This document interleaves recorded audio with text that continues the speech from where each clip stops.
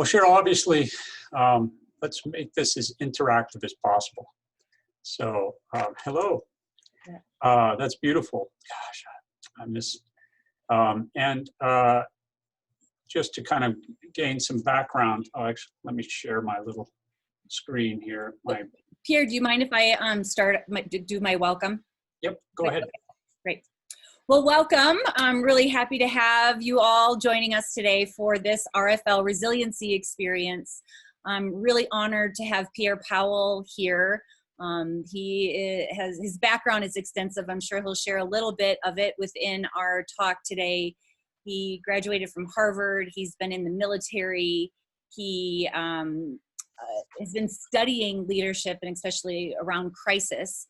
Is in the verge of writing a book also related to it. So really honored to have him with us. Again, we connected through the Denver Leadership Program, so I was really excited to hear about the work you're doing with them and the coaching that you provide to a cohort of individuals on the Front Range. So Pierre, really, again, looking forward to hearing your take on crisis leadership and what we can all learn, especially within what we're dealing with today and on the uptick of coronavirus and kind of a bunch of readjusting once again. Talk about being adaptive leaders in our communities these days. So really, again, passing it on to you to lead us through this conversation. Well, thank you. I'm super excited. And Jody, welcome to the group. Jody, I have a document that we're sharing. It's in the chat. It'll come up for you now. I'm going to go ahead and screen share into a little bit of a presentation. There's really only four of us here at this time. So I'm hoping that we can make this very collaborative. As you can see, the topic is really pre-crisis leadership, and I'll describe why that would be the topic. I actually patterned this presentation to include crisis and post-crisis activity first, and then we may get to spend some time in pre-crisis discussion. Beginning with the end in mind, of course, I'm a Stephen Covey fan. Who could not be a Stephen Covey fan? And habit 2 is beginning with the end in mind. So, you know, the idea of what I'm hoping to do is kind of like we talked about, co-create a discussion on pre-crisis leadership. We talked about trying to be highly interactive. I'd love to get feedback. I'm trying to make this into a book. Matter of fact, that's my sole goal, and we'll talk about why that's important later. And for purpose of illustration, I have a request that you may consider while we're starting to talk about a future crisis that may be in your own life, something that's out in the future that you recognize could be a problem if you don't start acting upon it now. So you might write that down. In the collaborative notes Google document that I put over there, one of my future crisis issues is trying to remain relevant and impactful in the world. And so work relevance is what I put down there. You can add if you want, or you don't have to. These collaborative notes, you can take notes. It's going to be available for all of us before and afterward. And then in some of the exercises, I've kind of mapped out in very rudimentary some of the things that we'll be talking about. So real quick, for a quick, maybe minute or 2 minute, what would you want to get from a session on this right now?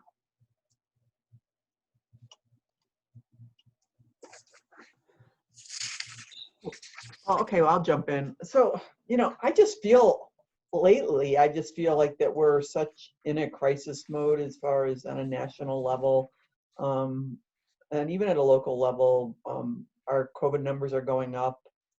We have this thing going on with the election. There's just so much going on that I think that any tools that I can garner that would help me handle that and be a better manager and leader for my people, and just for my own benefit, is something I would be looking to get through that. Thank you. I appreciate and empathetic. I mean, we just have seen so many things with the global warming challenges or around fires. I coach a guy who does who works, the executive director of Marine Institute on the coast of Louisiana. He's gone through 5 hurricanes this year. So there's those aspects. I moved my son down to Florida during a hurricane. You know, it was like, it just goes on and on. Obviously the election, that's, you know, we're still coming out of that. COVID, you know, we've had the initial crisis of COVID, and then it's kind of faded away, and now it's coming back. So there's definitely a lot of that. So we'll talk about some tools, perhaps. Jump in at any time with that. So I'll jump in. I think, you know, it's exhausting in a way, right? That's the word that comes to mind. It's like these aspects of fatigue, right? One day maybe you're inspired and the next day you're over it, you know? And it's this, one term I heard, corona coaster. And I think that's the hard part, right? Like, I think that emotional stability piece is hard to regulate these days. And we're all being human about it. And we're trying to, I think, you know, knowing Jody and Cheryl and Pierre, like the leader, you know, like we all stand up to be leaders in our communities. So we know we have to stay strong, yet there's this idea of vulnerability, right? That shows up too, of like, I don't have answers. So it's part of it is like, how do we even create some aspect of certainty in uncertainty? It's kind of a saying I keep telling myself. It's like, I might not have the perfect answer, but if I can have one piece that can ground me, it helps me kind of move forward. But sometimes that's even hard to find. Yeah, all right, totally. And it's very challenging. We're going to talk to some of that, I think, or we'll debate about some of that. And it's hard to be positive. I mean, there's just so much negativity going on. I mean, you listed a number of different things, and it's like, it's really hard to find things to really look forward to and be positive about, because it just seems that we're not equipped to deal with the challenges that we have facing us. And they're really existential challenges. I mean, they really do have a bearing on the future of humans. And it just seems like we're so ill-equipped. Absolutely. Jody? I think for me, thank you for letting me join. This is exciting. I think for me, I think it's the magnitude of so many things happening, and then where do you put your energy? You know, so like even just this morning, all of the executive team got an email saying, I need volunteers to do contract tracing. And then another department saying, I need you to take over my housing department, and I need you to do, and so we're being asked to take on all these, for lack of a better word, task-oriented things. And then where does the leadership come in? Because if I have my head buried in tasks, I'm not necessarily being able to lead my crew. And then I also, what I know about my staff is that they're on this major roller coaster of, I liked that Andrea, the COVID roller coaster. What we do is we take care of buildings, right? And so we have this constant barrage of, I mean, our buildings are closed, but we have all of these positive tests that are starting to come in, which then panics my staff who, you know, so it's like, how do I support them? But, you know, but they're really not getting the acknowledgement that they need. And how do I lead them through that instead of being distracted with all this other stuff? So. Wow. Yeah, I totally appreciate what you're saying. I mean, the magnitude is high, and there is a focus on tasks in crisis, and we'll talk to that a little bit, but probably because we don't know what else to do, right? Sometimes it's easier to do something than to sit in discomfort. But anyway, I'm going to keep pressing on, and at the end, if we haven't addressed some of that, because I don't have, you know, the answers, right? So what we have is a kind of discussion. A little framework. Oh, it's my next book. I call it the IAAs. This comes from my leadership experience in the military, to set intentions, connect to others, which we're doing right now, negotiate to agreements, and act in alignment with our intentions. But I like to say that out loud because I want to make sure that I'm focusing on these kind of things and that we just kind of set some agreements forward about the kind of things that we want to talk about. Background, okay, there I was, I was a pilot in the Air Force. It's what I wanted to do since I was in high school. Really bared down and focused as my sole purpose. I flew these different airplanes. When I was a lieutenant, nobody was watching, so I got to take a picture of my car and my airplane, which I thought was pretty cool. This guy right here shot down 2 MiG-29s, and he just happens to be standing in front of a MiG-29 in Bosnia. A friend of mine, Claw. I was at school at the time, so I got to miss that war, but we were fighting the German MiG-29, so 4 of us took that picture. That's why I have it out there. And I just have to emphasize, because I'm a pilot, there's kind of this joke, it's kind of macabre, but does anybody else want to say anything? I just want to let everybody know I'm a pilot. So it's kind of a humorous thing. It's typical fighter pilot. We have to let you know. Leadership influencers. My father wanted me to be a petroleum engineer. I'm now sitting in his petroleum office working for him. So he won, I lost. But I did go to school to become an engineer and work for Boeing. And from that, went through ROTC and started in the military and attended many of these schools the military sends you to. And they were always a kind of a leadership focus. Management by objective, total quality management, some of that stuff. I wrote a leadership theory paper in school on visionary leadership. Got to put that into action as a commander. I did 3 or 4 different command tours, and the Air Force then sent me to Harvard, where I studied adaptive leadership by Ronald Heifetz. And that's where I kind of came up with this crisis leadership theory and wrote a paper on crisis leadership because it was after 9/11.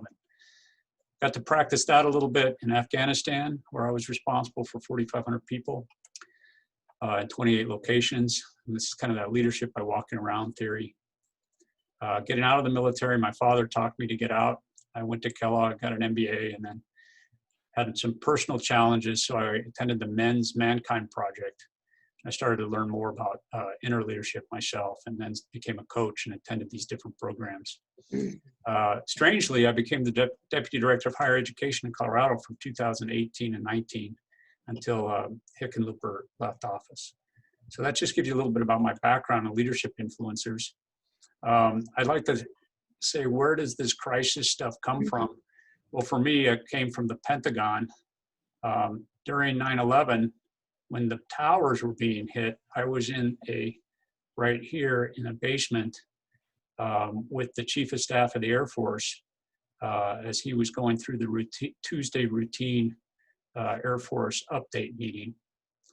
And then I walked out, and I was working for the Secretary of the Air Force, and I was standing about right here when this building was hit by the airplane. So needless to say, I got to watch the immediate crisis activity of the military in action. My car was parked right about here, and they didn't allow us to go to our car, so I ended up hitchhiking home, trying to get home. And then the next day I came in and we were right back to work. I was right back to work right there. And there was like a set of 3 airline chairs that were sitting on top of this roof right there. And I have no idea why we're there, but I could see them from my office window burning. Kind of a strange time. So crisis became interesting to me. I mean, obviously coming out of the 9/11 challenge. The Air Force sent me to Harvard. I joined a group. Surprisingly, we studied in one of our classes at Harvard, we studied Giuliani compared to President Bush and how they handled the 9/11 crisis. At the time, we all applauded how Giuliani did his work, which is kind of ironic today. So in the strangest of ways. But so we wrote this kind of thesis. I was responsible for kind of the academic part of that, and then these guys were responsible for the different examples we used. So that kind of takes us to the beginning of the idea of crisis. That paper was specific about how leaders should operate kind of in the full spectrum of crisis, pre-crisis, crisis, and post-crisis. And you all have probably seen, this is the Chinese symbols for crisis. And they stand for, as you probably know, danger and opportunity. Right? So the Chinese completely had understood historically that crisis involves two aspects, right?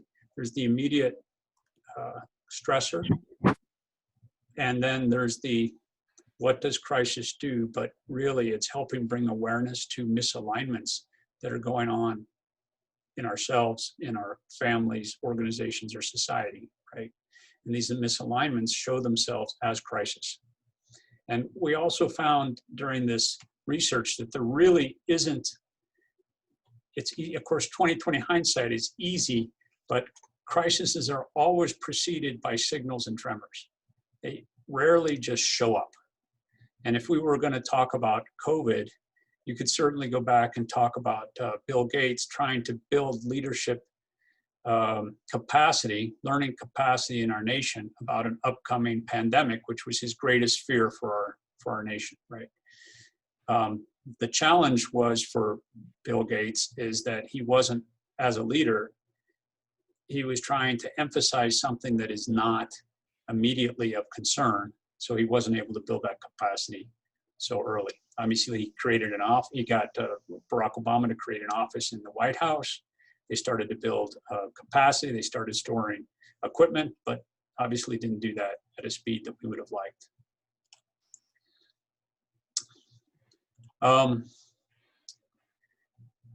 I told Andrea that I would talk to this. I love this book, Anti-Fragile, Things That Gain from Disorder, which is kind of a reference, kind of a plays on this crisis idea. But in summary, real quick, just because we're going to talk about a little bit about mindsets, is kind of they have three mindsets that he talks about. And the first one, and this is actually resilience, not resistance. I apologize about that. If you were to take a vase and drop it on the ground, right, it would break. It would be fragile. It would break in times of crisis. If we were really resilient and we had a resilient vase and you dropped it on the ground, it would bounce, right? And we'd pick it up and we'd drop it again and it would bounce and, you know, maybe chip. And over time, it would keep hanging in there, right? It would be resilient. But the reality is over time, it probably would start to have internal cracks and internal stressors. And probably after COVID, hurricanes, fires, elections, on and on, it would break, right? And the challenge of trying to be resilient all the time is we wear out, right? Eventually we can't do it anymore. And so Nassim, who wrote this book in 2012, says, another mindset is to be anti-fragile. And the anti-fragile idea is if you drop the vase, it bounces and it actually becomes stronger. If I hammer on the sword after heating it, right, it becomes a stronger sword in the Japanese traditions, right? Or the forge. I mean, the guy that I coached down in Louisiana on his 5th hurricane, he's like, it's another hurricane, no big deal. He says, we have all the processes in place. We handled it without an issue. It wasn't a problem. So the question then is, how can we go from kind of resilience to an anti-fragile mentality? In a smaller sense, Ryan Holiday wrote that book, The Obstacle in the Way, which is kind of based on a Stoic Marcus Aurelius philosophy that the impediment to action advances action.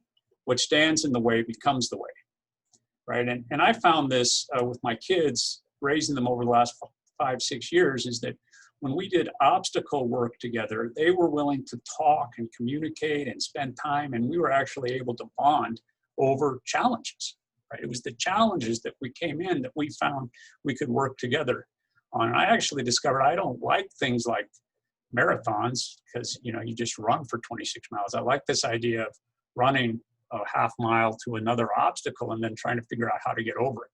So this idea that the obstacle is the way is kind of the human condition, right?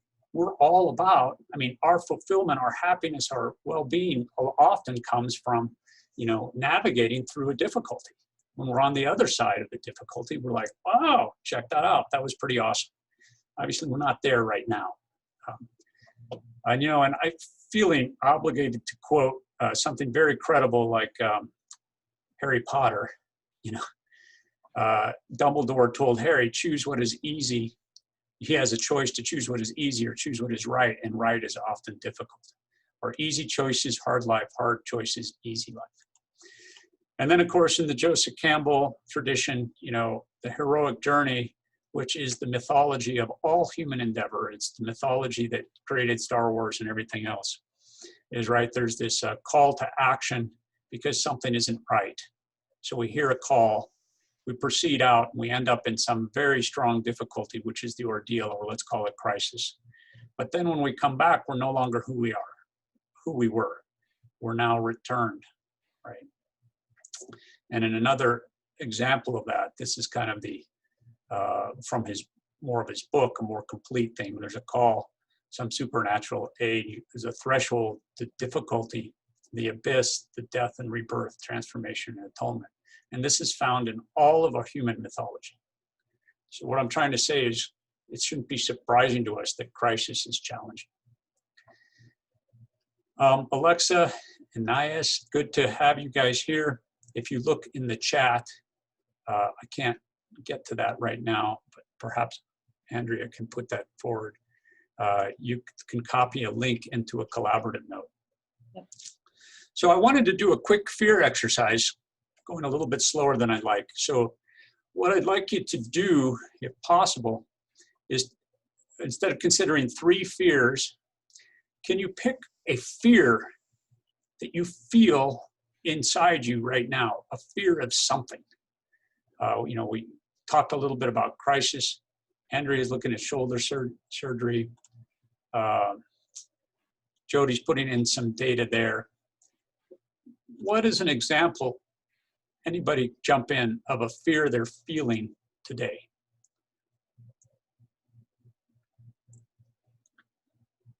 I'll jump in. So I've got this crazy weird thing called frozen shoulder, and it's not healing very fast, and it's call it affecting quality of life, right? Sleeping's difficult, agonizing pain throughout the day, all sorts of little things. So yeah, so in that frozen shoulder, that is what is. We'll say that's what is, from Byron Katie. Yep. What are you afraid of? Well, if I go to surgery, will I get coronavirus because I'm going in the hospital? It's it will heal itself, but it can take up to 3 years. Do I want to, living in this discomfort for 3 years is exhausting. Yeah. So that's probably the fear of, Right. do you do it? Or, I mean, there is light at the end of the tunnel, but it's gonna take time, or right now, the fear you're experiencing is like fear of, like, if I go to a hospital, I might get COVID. Fear if I operate, they may not be successful. Fear that my arm's going to be like this for at least 3 years. Yep. So in this exercise, the idea is, and you can do the exercise for yourself further on. It's going to be available, whatever. But it's good to take a look at what fears we have, because the fears are actually pointers to crisis challenges. So the next thing you would say is, how do you experience those fears? So when do you feel this fear, Andrea? I mean, when does it really show up for you? And where does it show up? Well, the conversation was just yesterday with the doctor, so it's still pretty fresh. But the fear, do I feel it in my body? Is there is that what you're asking? Yeah. Sure. My jaw tightens up. Of course, the throbbing in my back of my shoulder, on top of my shoulder, down my whole arm is where it shows up. I even have a nerve that shoots down my leg. That's happening. I'm a mess, Cheryl. Yeah, thanks for being our guinea pig in this activity. So yeah, I appreciate that. Now, so I find through my men's work that the feeling that shows up for me when my jaw tightens is anger. Yeah. Right? And being aware of that, right, is I can start to gain data that when my jaw starts to tighten, I have a small moment where I can get on top of it and go, oh, anger's coming up. What's that about? Or if I don't get on top of it, anger shows up, and then I got to wait the next hour and a half while I'm in anger until I get out of it.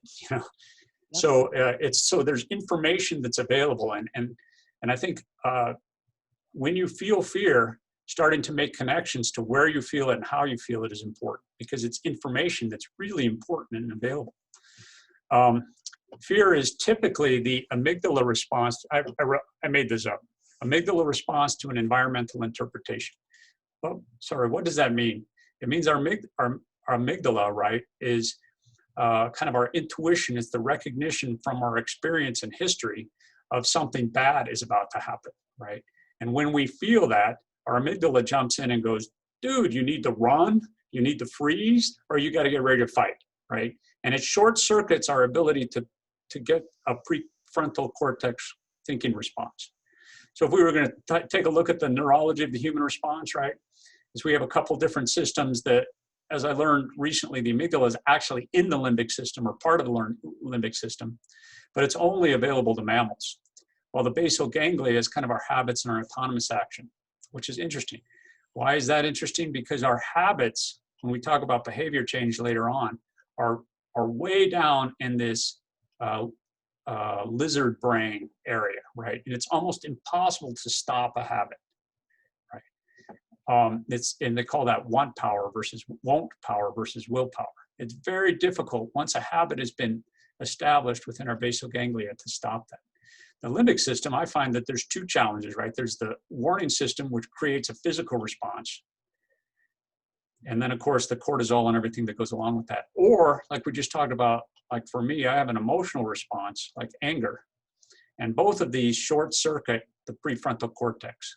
You know, pre-programmed warning system comes from our intuition, history, bias, background experience, frankly, our egoic responses are safety or amygdala almost oriented. So we're having an egoic response. It's often in this area. And of course, then there's the prefrontal cortex, which is where we would like to go, right?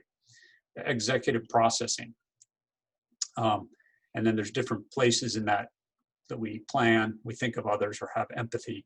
And it's also who I am. So one question, and I think I talked to this later, but since we're there, is how do you, when you start to recognize a limbic system or amygdala response, move it to the prefrontal cortex? When I went to pilot training, they ingrained in us like the first things you have to do. So we'd have these meetings with all of the young pilots, and the instructor would yell out, engine fire, 25,000 feet, Lieutenant Powell, what are you going to do?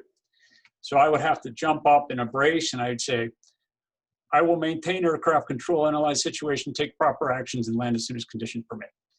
And then I would ask him to repeat the question because, you know, we would stall. But in the airplane, what we taught is we had this little clock that you would have to wind. And so the idea is if I had an engine fire, which I've had multiple times, before I start responding or overreacting, I would wind the clock. Or what we're taught from a meditative experience is, right, is to breathe. And if we can even breathe through our nose, we activate the basal nerve, which allows us to create calm. Because you can't breathe through your nose when you're running from a dinosaur, right? You have to breathe through your mouth because you're running very fast. So our system has learned that when we breathe through our nose, we can we can create a calmness, and the calmness can allow us to orient toward a more strategic response. So moving out from that, anxiety is kind of an aspect of fear, where it's the fear of fear. A fear is a real response to something that's really happening.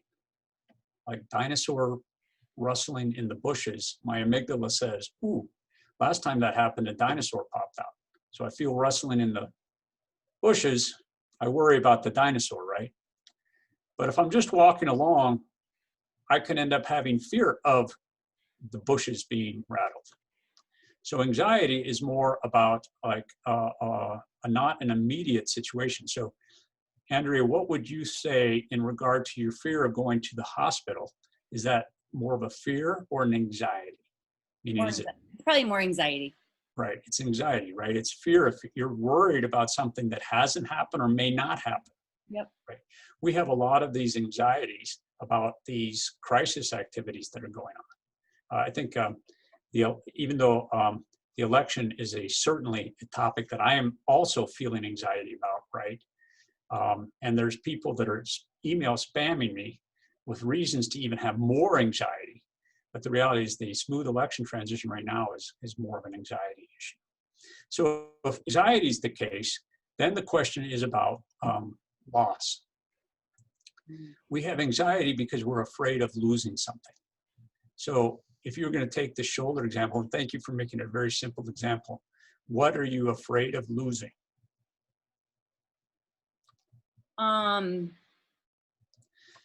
Probably Okay. just, I don't know. There's a lot. I think. There certainly is a lot. You could probably say your health, like contracting COVID in the hospital, being exposed to COVID, and then exposing somebody else, feeling loss. Fear that the surgeon's going to do a poor job and you're going to lose function of your shoulder forever, right? Yep. So there's the fear of loss. And so if we're looking in the fear direction, it's always kind of about loss. The question is, if we could do the flip the switch, the opposite of losing is, what do I actually desire to do? So if we say, okay, instead of, you're afraid of losing your health, why are you afraid of losing your health? What do you actually want to do with your health and well-being? Right. I mean, I'm I sorry. want to go ride my bike again with Cheryl. Right, I'm pulling quickly, but you probably have goals and dreams, for example, for the Roaring Fork Leadership Institute, Yeah. right? That if you lost your health, you would not be able to do. So the desire is, I want to change, really is Garfield County. I want to really change how Garfield handles difficult challenges by advancing this leadership program. And I'm not going to be able to do that. So then you go to a desire, it becomes more of the fear is pointing us to what we really want to accomplish. It's kind of moving from a scarcity to an abundance idea. And then if we were going to do that, we could actually spend time, which we won't do right now, thinking about all the creative opportunities that we have if we take on that purpose, right? And so fear is really ultimately pointing to its opposite, which is about, what are we trying to create in the world? What are we afraid we're going to lose, to what can we create in the world? So fear is the entry to opportunity. Okay, so why do I bring that up? We talk about danger, crisis. Danger is fear. Opportunity is creative. While I was playing with this idea yesterday, I was just thinking about all the dichotomies that go with those two things: danger, opportunity, fear, excitement, challenge, creativity. We want certainty and safety, right? Because we're scared, right? But by getting certainty and safety, we lose possibility and risk.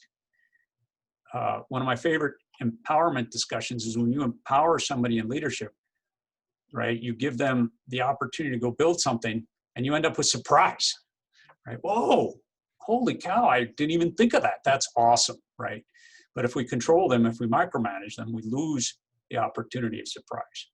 Scarcity abundance, if we go to Carol Dweck's work, fixed mindset versus growth mindset, when I'm dependent on external input, like from other people or circumstances, in order for me to be successful, I become dependent, versus kind of that ownership model where I look to my internal resources to create success myself.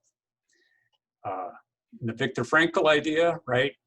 He says, in between stimulus and response is the opportunity either act in accordance with my basal ganglia, right? I'm stimulated, so I have a pre-programmed automated response, right, which is reactive.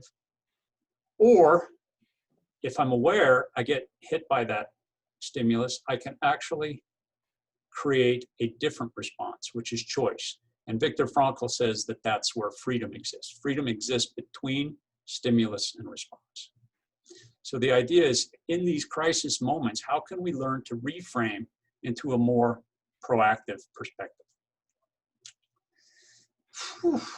I would love to go into this whiteboard discussion, but I am a little bit behind. So I'm going to just go right to the crisis life cycle model. This is the model we created at Harvard. And if you can imagine, the entire spectrum of crisis goes from over time, this period. And this is happening in our lives all the time. And there's probably many, many different crisis spectrums that are going on, sitting on top of each other. And the crisis model is defined by, we'll call it disequilibrium, or stress or chaos, stress or difficulty or dissonance or discomfort, you might say. So prior to, and this line right here is the amount of difficulty or discomfort that our organization is feeling. So before there's a crisis, before COVID goes along, right, we're pretty happy. You know, we're down in the comfort zone, we're enjoying things, and we are definitely not venturing out and building capacity for the nation to be able to handle a pandemic, right? We're living down here in the comfort zone. But if you're in the comfort zone too long, you know, obviously there's no comfort in learning, there's no learning in comfort. That ultimately we're ignoring signs, signals, and information that there could be a crisis coming. And if we stay, it's like two tectonic plates, you know, that are sitting there underneath the ground, and they're pulling and pulling and pulling and pulling, and we don't feel them until poof, crisis, or in that case, earthquake, right? And when earthquake happens, the stress level of the organization goes way, way up. And if there's three zones that we'll call, for purposes of this discussion, comfort zone, learning zone, and danger zone, it could be panic zone, freak out zone, everybody has a different name for that. But it's basically defined for the fact that the stress is so strong on the system that if we don't handle it quickly, the system may fail to exist. It may actually die or come apart. There's no learning that can happen in the danger zone because the learning is too high, right? So ultimately, as a leader, if our organization is up in this danger zone, we have to return the organization.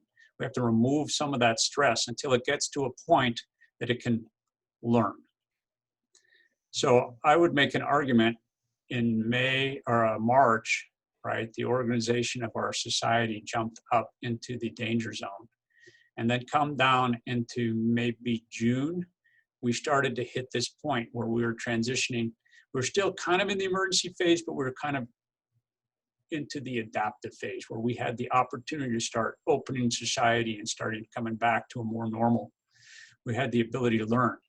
And the challenge in summary of this whole crisis leadership discussion is your organization willing to take on discomfort to continue to learn and adapt, or is it going to be fatigued to a point that it's going to want to push itself right back into the comfort zone?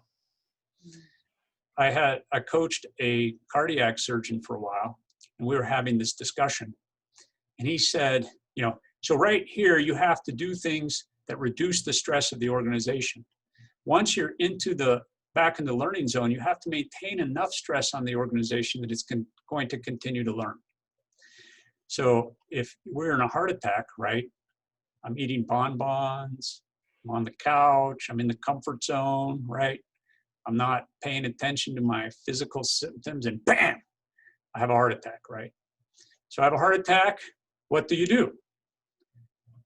Call 911, you know, get out the defibrillator. I start doing CPR. The ambulance shows up.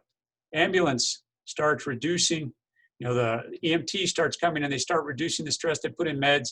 The surgeon operates and he reduces my stress till I'm back alive on the hospital bed. And then the doctor comes in, and what do you think the conversation looks like at this point?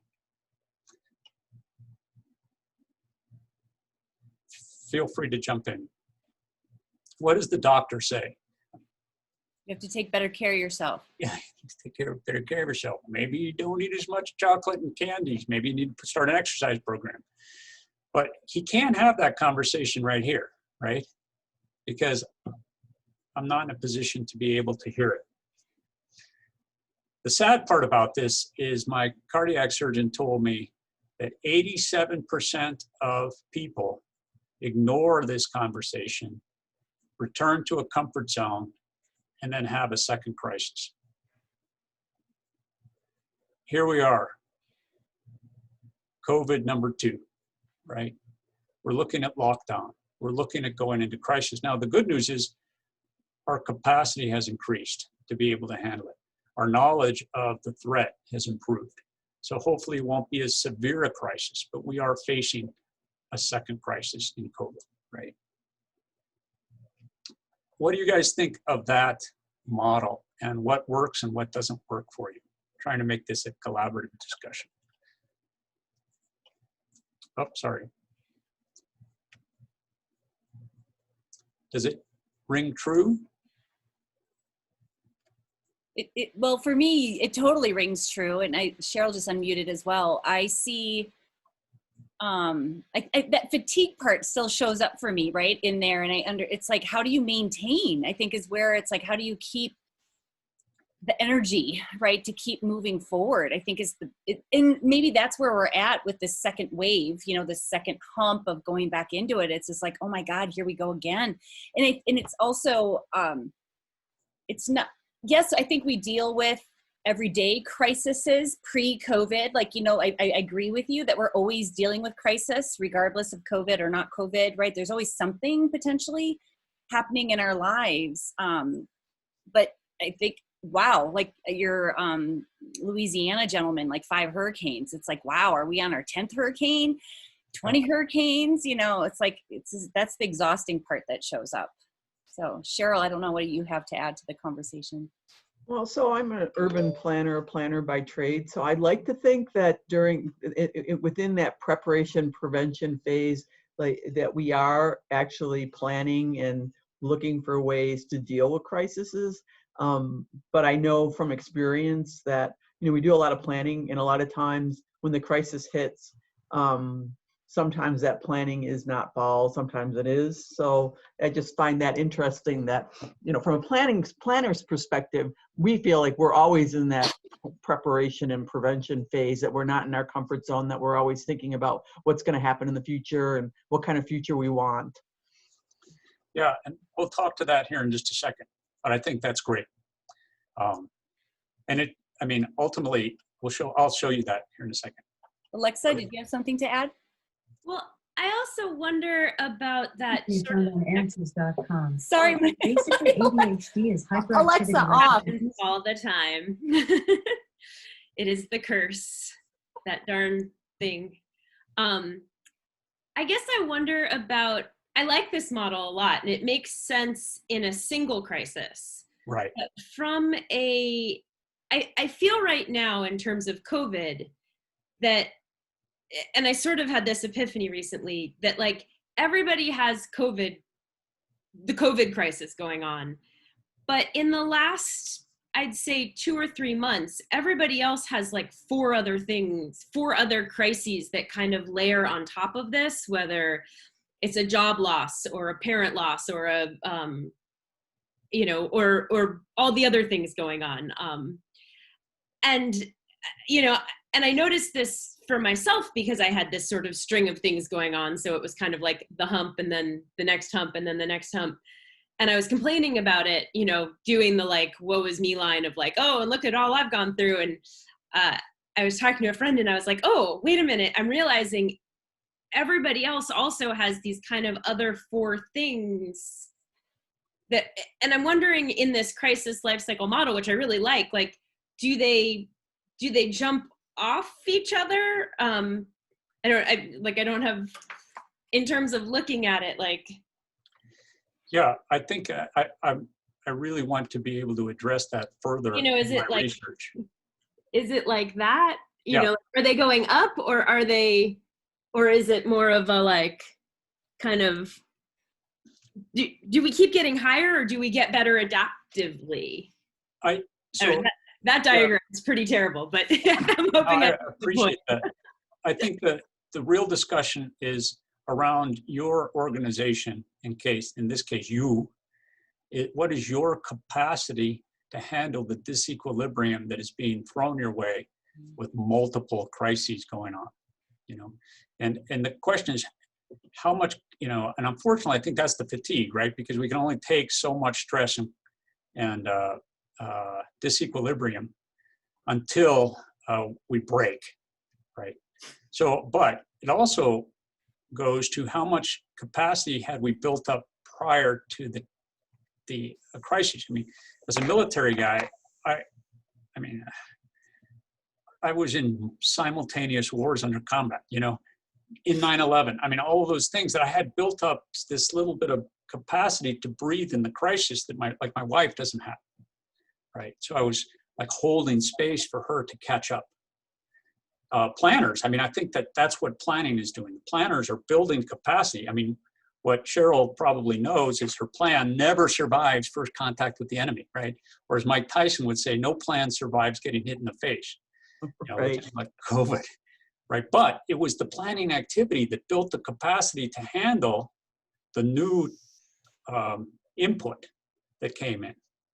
So I think that's kind of the interesting part of this, like, is, are we building capacity to handle what is thrown at us in the future? And I'm not sure that I had that right answer, but I also think I'll go on to another slide here in a second about how we build capacity, because I don't think you can build capacity by staying in this equilibrium forever, because I think fatigue is overwhelming us.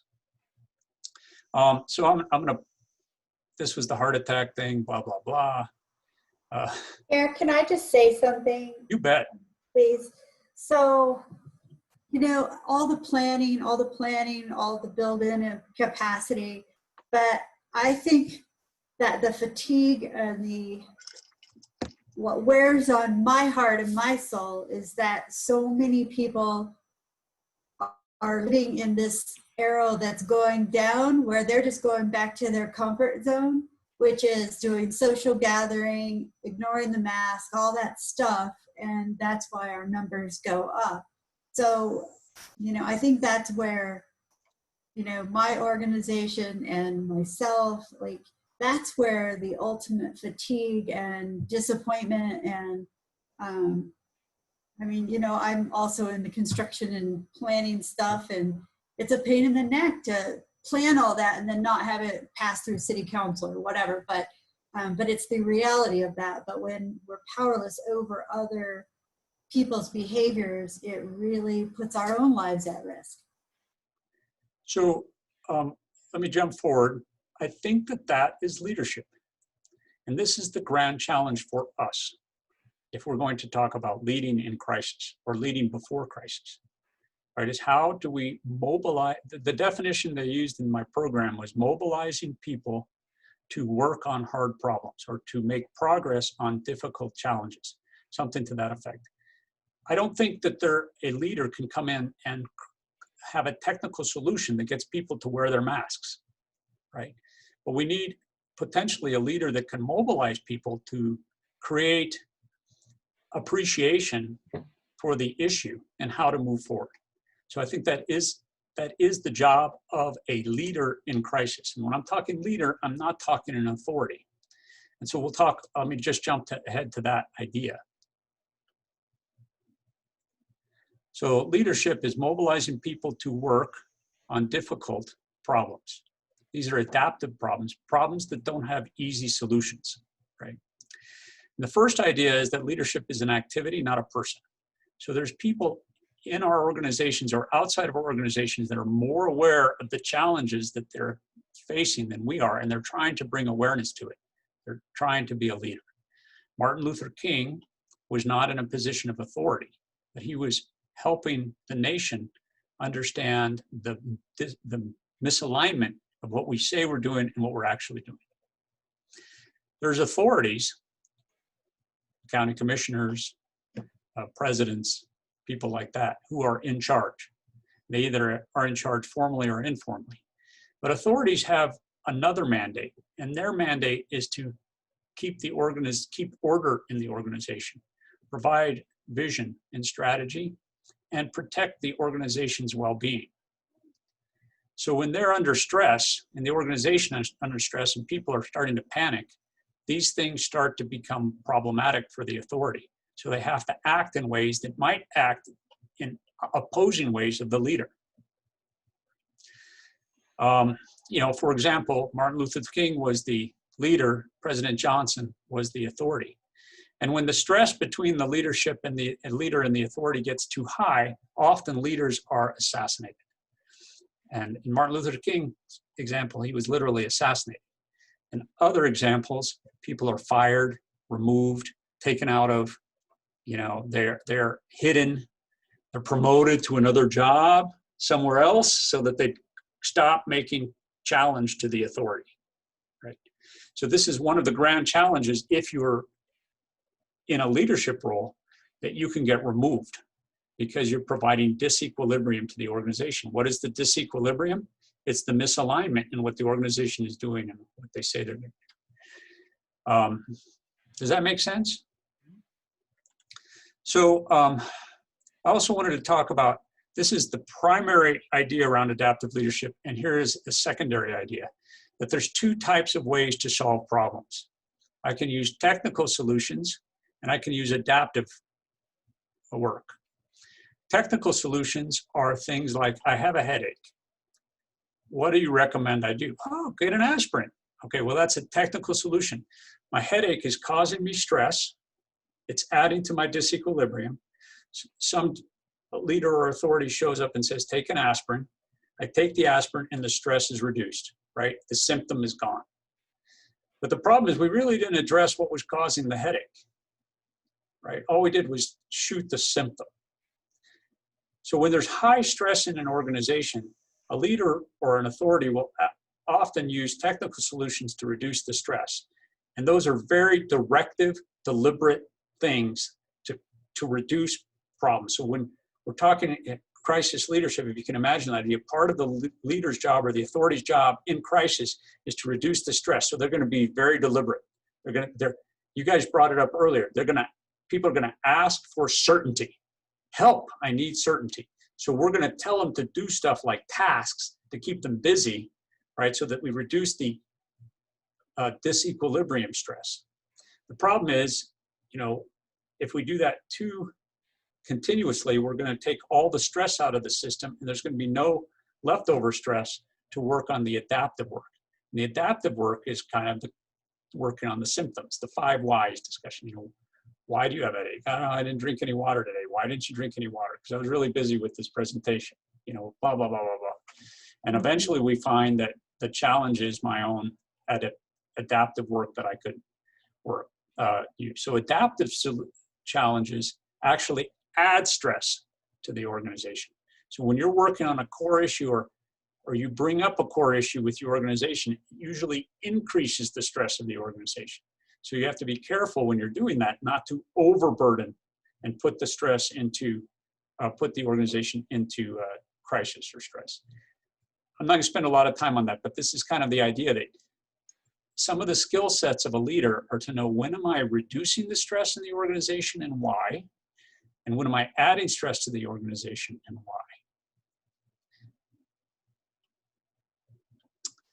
why? We talked about that.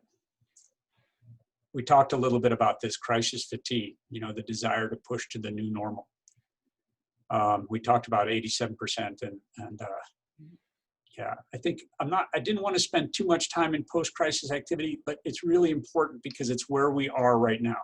We are in between crisis and post-crisis in the COVID activity. We're probably in that same area in the election, right? In crisis, we're using technical solutions to reduce the stress on the organization. In post-crisis, we're maintaining a balance between technical and adaptive work to keep enough stress going on in the organization to learn. So I want to go real fast, because we don't have much time, to this pre-crisis. We have 5 minutes for pre-crisis leadership. That's the topic of today's work. Pre-crisis. It's the punchline, Pierre. Punchline. Let's get on with it. Pre-crisis leadership. Cheryl brought up this idea that you're preventing the crisis and you're preparing, and that's the work that we're trying to do pre-crisis. It's behavior change and change management, very, very difficult.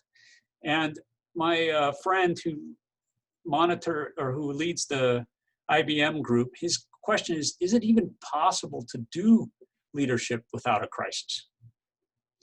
Obviously, Bill Gates wasn't able to do it, for COVID. So, Martin Luther King probably did a decent job, but here we are 30 years, 35 years later with racial inequity challenges, maybe 40 years. 60 years after Martin Luther King, we're still back in the same challenge, you know. And if I was to ask you, okay, name 5 great pre-crisis leaders, who are they? I don't know any. I mean, Martin Luther King's the one that comes to mind, and we realized that we really didn't even make that much progress on that issue.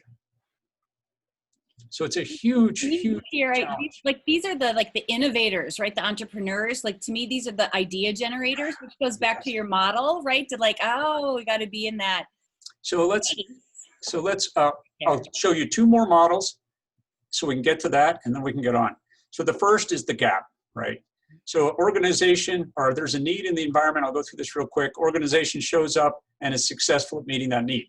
You know, bam. The organization becomes so good at what they do that they do lean activities and stuff, and they become very efficient and very effective. But what's the problem is the environment shifts, right? But we're static because we're good at what we do. We don't want to add more stress. So there becomes a gap, okay? And there's the important part of this gap is there's 3 things on the gap. 1, what are we doing? What should we be doing? And how do we change from what we are doing to what we should be doing? And when I was a leader, you know, I had this model in mind. I discovered that my organization had no idea what they were doing, and they had no idea what they should be doing, right? And of course, with that, we had no idea how to change it. So those are kind of the 3 pieces of the gap. If you're going to do pre-crisis leadership, self-understanding, right? Self-mastery, really evaluating the environment, what the environment's calling for, and then what kind of behavior activity are you using to change the environment. Okay, I'll skip. So that's kind of the integrity gap is what we call recognizing misalignments, strategic planning. I think the important part of what we're talking about is building this capacity up. I mean, Alexa, when you were talking to that, is how do you increase the capacity of the organization to learn? And I think this is the way you do it. And this is a gym model. When I go to the gym, right, I grab a dumbbell that's just a little bit heavy, a little too heavy. And I do my 10 reps, so hopefully, so by the 10th rep, I fail, right? I've exceeded my capacity. I set it down, I return, I have time to reflect, to think through, to work through the issue, and then I go back to the gym and I grab that, and my capacity is increased, right? In this COVID fatigue challenge that we're all suffering from, there's no time for this absolute necessary reflection, reconstitution, regeneration, so that we can then go back to the gym and build capacity. And just as a side note, if I'm grabbing the 25-pound dumbbell, I'm probably doing all right. If I grab the 100-pound dumbbell, what happens, right? I exceed my capacity, I go into danger, I drop it on my foot, and then I got to go to the surgeon, right? So usually, not saying that that's what you did, Andrea, but my wife tore her ACL on March 10th, skiing. So a tough time for that. But the point is that when we exceed our capacity, we exceed it, and we put ourselves into danger and future risk. So I think building capacity like a SEAL team is they slowly push themselves harder and harder and harder and harder until crisis shows up and it has this amount of disequilibrium, and it's less than the capacity of the organization to handle. So that's kind of the pre-crisis leadership idea, is how do we build our capacity through rest and restoration, kind of like the gym metaphor, to take us to a place that when the real thing happens, we have the capacity to deal with it.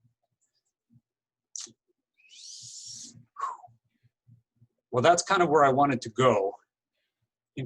If we have just a couple seconds, what are your thoughts and what do you see in that idea? And by the way, the number that they say is 4% out of your learning zone. If you're exceeding your comfort zone by more than 4%, you're probably too high. So when we ask people to do behavior change, we're asking them to take a small amount of discomfort so that they'll do it. Right? Anything greater than that, and we probably won't. Sorry, I wish I had another hour because there's so much stuff.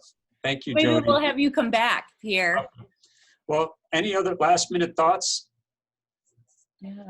You know, to me, I think like the hard part is, you know, how do you know what your 4% is? Let's just say, you know, if that's a hard number, like, well, how do I know what that 4% is? And, you know, it's that auto, oh, I just want to go back to comfort. Like, you know, like doing PT all the time. It's like, oh my God, that's even exhausting, right? Right. So it's just like, wow, well, it's not to say you go have surgery and you're still going to have to do PT, but it's like maybe you have a better a future vision for yourself because of that surgery and a shorter recovery time versus not getting the surgery. You know what? I'm just applying it to my surgery since we've all been on that topic, but I think that's that human behavior element, right? That's the tough piece in all of this. Absolutely. So here's my argument, and I might be wrong, but my argument is there are things that you could have done prior to your damaging your shoulder that would have protected it. Totally. So, and you didn't do it. No, I mean, and you're the only one that didn't do it. Right. So, no, I'm just kidding. But the point is we could have built up your capacity so whenever stress created the actual damage might have been protected, right? But now you're in the danger zone. You're in the crisis zone, right? So now you're going to have to work through that. And then after you're out of the post-crisis, you'll be back into a pre-crisis mode where you're, so I have Achilles tendonitis since 1997. And I've been trying to run. So I've been running slow, like not even slow, super slow. And I've been doing it for about 1.5 2 years. And I just ran my half marathon. I have not had any Achilles tendonitis. That's awesome. It sucked. And I'm still run really slow. Yeah. But I had to do it that way to build my capacity so that I didn't re-injure myself. You know what I mean? It's kind of a silly metaphor or a silly relation, but you know, I think that that's what we have to do. And if somebody asked me, you know, if I was getting coached, as coaches, we always go, what is the smallest thing we can do during this week that you'll do? You know, will you do 5 minutes of meditation? And they're like, oh, yeah, I can do 5 minutes of meditation. It's no big deal. You know, I said, well, will you let me know? And surprisingly, 5 minutes grows to 10 minutes, grows to 15 minutes. And in a year, you're doing a half hour, right? But I couldn't have asked to start at a half hour. Nobody do it. Right. You know. Alexa, did you have something to share? Well, yeah, thank you, Pierre. This has been really wonderful hour. Alexa, off. And I agree that, you know, I'd love to hear the next hour too. But I wonder, I guess there's a piece of this that I'm, it fits two different things. So like Andrea's shoulder surgery is a great example, right? Like I can say, I'm almost 50 years old. I should be doing yoga and run, you know, and making sure that my shoulder's in good shape and making sure all these things. But there's this component of being able to know what we're supposed to be preparing for, you know? So like Andrea could have been saying like, okay, I want to take care of my body as I get older. So I am going to run, not knowing that it was her shoulder that was going to break down. I mean, I'm trying to fit it into that model of what we've been talking about. But like, you know, when we talk about COVID, like, sure. Okay. So I got laid off recently because of the COVID situation. And I can look back and say, sure. And I didn't love my job. So I should have, you know, those 5 minutes of meditation or those 5 minutes of working on my resume or those 5 minutes of things that I probably should have been doing, but wasn't because I didn't see it coming that way. That's the piece, I guess, that I'm sort of wondering about in this model. The model makes a lot of sense to me for the crises I can see coming. But like for the ones I can't see, you know, figuring out where to put that energy, because like you said, you know, I mean, there's the comfort zone and there's the learning zone and the surprises and this, you know, that they all push us up into the danger zone. I'm not sure I have the full idea, but in my head, but I guess that's what I'm curious about, or that's what I'm intrigued by in what you're talking about. Well, I really appreciate that. And I think I don't have the complete answer.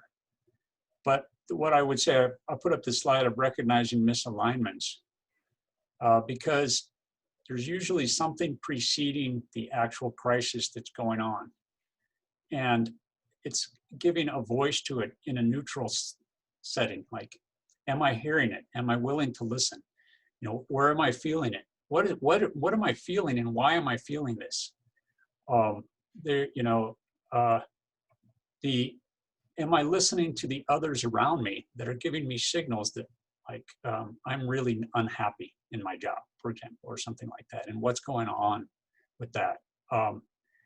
There's also Tony Robbins. If you ever go to a Tony Robbins event, at some point somebody says, I'm confused, when he's presenting a new framework. And then the whole crowd goes crazy, right? And they're like, he's confused. Because confusion is the recognition that you're all of a sudden dealing with two new truths, or you're dealing with your old truth and you're doing with something that's potentially a different truth. And trying to reconcile them creates dissonance, right? It's music dissonance, it's dissonance within us. And that dissonance is a signal that something is brewing, something's new, right? And can we pay attention to that, or do we push it away? You know? And so I think that you're right. It could be my ankles, it could be my shoulder, it could be all of those things. I tore my shoulder. The only reason I was kind of empathetic with Andrea is I wanted to learn to do a bunch of pull-ups so that I could do the obstacle racing better. So instead of like doing one pull-up, I would go until I tore my shoulder, is what happened.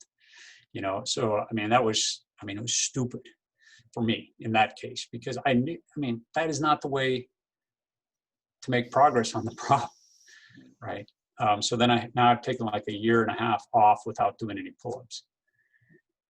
So I don't know, and I also think that, then we do the strategic planning, the strategic and cultural reflection. I put strategic and cultural because it's task and team from your organization, right? Who are we? Why do we exist? What is my purpose? And if we're on alignment with our purpose, now we're looking for misalignments around this and not everything. We want to focus on what's really important. What's important now, the win. That's what we want to focus on. So then that's where I want to start looking for, am I acting in accordance with my highest way of being and my highest self? And if not, what can I do that's small to start making progress toward that? Any other thoughts from everybody else in that kind of idea? Well, yeah. So go ahead, Cheryl. I'm fine with us hanging out longer. I just want to be conscious of everybody's time. If you have to sign off, go ahead. Of course, we'll have this recorded and you can watch the end of it on our YouTube channel. So all I was going to say was, so isn't that part of a bigger thing that, you don't always know what that one crisis is going to be, or, you don't always know that your shoulder is going to go out. So it's really about just creating a more resilient you or organization, so that whatever is thrown at you, you are equipped to, and you have the tools to be able to deal with it. So instead of like just, thinking, well, I got to strengthen my shoulders because my shoulder might go out. Well, I'm going to strengthen my whole body, and I'm not going to, try to lift too many weights that are too heavy, but I'm going to take a measured approach to it. And so that, I think that that's part of the whole resiliency part, is just building resiliency into yourself or your organization, so that when those crises do come, you're better equipped to address anything as opposed to anything specific. Cheryl, I totally agree. And I think the model at least gives, let's say for those cognitive people, right? Like the idea is like, oh, this is where I'm at. Oh, I'm so comfortable. Okay, I need a little, I even have to give myself a little disruption. Or where's that 4% that I should be pushing right now that I'm not? Like I've gotten way too comfortable. And a lot of that comes through consciousness. Like how conscious of ourselves are we to be able to have this reflective thinking, to know we're too comfortable, or I need to even push myself a little bit further than where we are. Again, I don't. Anyway, it's good stuff. I totally agree with you. And I think it's a both and. I always want to say both and. Yeah. Both and. Because there are specific things that your organization, Cheryl, is prioritizing what it needs to do. So in those planning instances, you're focused on those things. At the same time, you want to build your organization's resilience, because like we said, no plan survives first contact with the enemy, that plan will be impacted when the crisis really happens in a way that's not expected. or not, that you're not fully prepared for. So you have to be resilient, and you have to be preparing for that is most important. At that time, right? And tomorrow might be a whole nother game. Well, I mean, the fact that, that's where we go to the strategic planning idea. I mean, what is my personal highest way of being, my personal purpose? What do I want to achieve in the world? Because I actually have a card here that says I can do anything. And then I have another card that says, but I can't do everything, right? Because I want to do everything. Yep. And that's a problem. So, okay, what are the 4% things that I'm going to focus on? It has to be aligned with my highest way of being. Right. Or my organization's purpose, strategy, or whatever. Perfect. Well, All right. Pierre, yeah, I can't. Guys. Yeah, thank you so much, Pierre, for bringing your insights, your models, your ideas to these wonderful leaders right here. I love that we are all RFL alumni on this call today, and Pierre getting, again, your knowledge to help expand thinking. And we're all pretty rehearsed in the amygdala hijack over here, so I think that was a perfect context for all of us to go, oh yeah, we know what that is. So again, thank you all so much for joining us. Next week, I have Elizabeth Jolette, who will be joining us, and she's going to talk about our storytelling. So even Pierre, I'm sure we've all written a future letter to ourselves at some point. The whole idea is let's even think about what would our after COVID story, how would we even describe our own story about ourselves, right? So if you want some alignment even with your own purpose and to create what that future is going to look like, please join us next Tuesday from noon to 1. I love that. Thank you. Yeah. All right. Y'all enjoy the rest of your afternoon. Thank you, Pierre. Thank you, Andrea. Thank you, everyone. Yep. And go be resilient. All right. Have a great day. Thank you. Bye-bye.